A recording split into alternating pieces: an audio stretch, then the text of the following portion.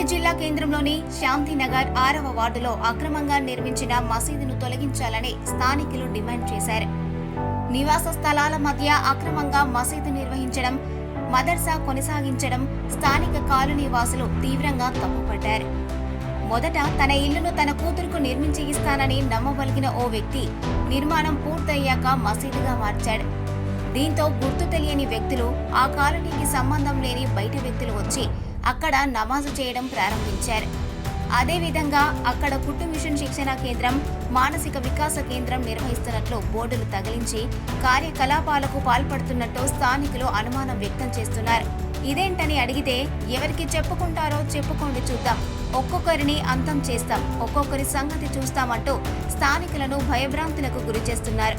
అక్కడికి వచ్చి నమాజు చేయడం, మహిళను వెకిలిగా చూడడం తదితర అవమానకర వికృత చేష్టలకు పాల్పడుతున్నారని, దీంతో స్థానికులు సంగారెడ్డి మున్సిపల్ కమిషనర్, ఆర్డీఓ ఉన్నతాధికారులకు ఫిర్యాదు చేశారు.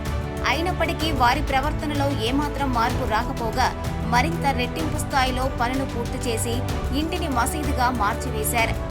ప్రస్తుతం నమాజు చేస్తున్నారు. దీంతో స్థానిక కాలనీ వాసులు, విశ్వ హిందూ పరిషత్, బజరంగ్ దళ్ కార్యకర్తలు శనివారం జిల్లా ఎస్పీ పంకజ్ని, జిల్లా అదనపు కలెక్టర్ని కలిసి గోడు వెళ్లబోసుకున్నారు.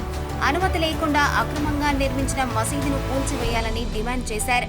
ఇళ్ల మధ్యలో మతపరమైన విద్వేషాలు సృష్టించవద్దని వేడుకున్నారు. ఈ విషయంలో పోలీసులు, రెవెన్యూ అధికారులు స్పందించి కాలనీ వాసులకు న్యాయం చేయాలని కోరారు.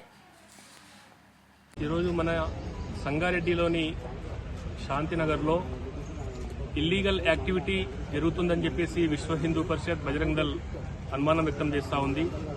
ఈరోజు మెల్లమెల్లగా ట్రైనింగ్ సెంటర్ పేరుతో, శిక్షణ శిబిరం పేరుతో, మానసిక వికాసం కోసము, ఉల్లాసం కోసం శిక్షణ పేరుతో ట్రైనింగ్ సెంటర్ నిర్వహిస్తూ అసాంఘిక శక్తులకు, అరాచక శక్తులకు ప్రేరేపించేటువంటి విధానాలు అవలంబిస్తున్నారని చెప్పేసి విశ్వ హిందూ పరిషత్ విశ్వసిస్తూ ఉంది.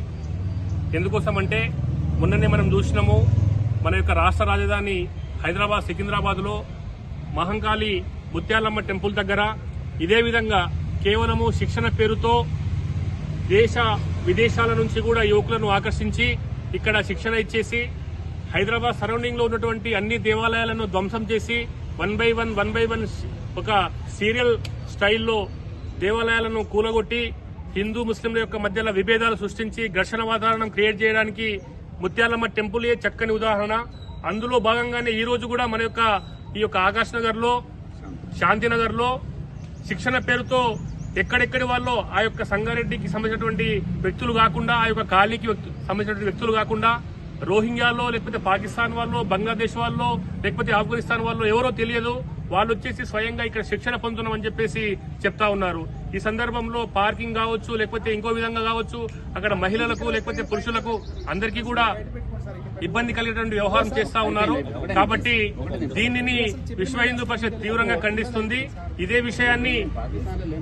విషయాన్ని ఎస్పీ గారికి తెలియజేసి వాళ్లపైన చర్యలు తీసుకోవాలని చెప్పేసినటువంటి ఒక నిర్ణయానికి విశ్వ హిందూ పరిషత్ వచ్చింది.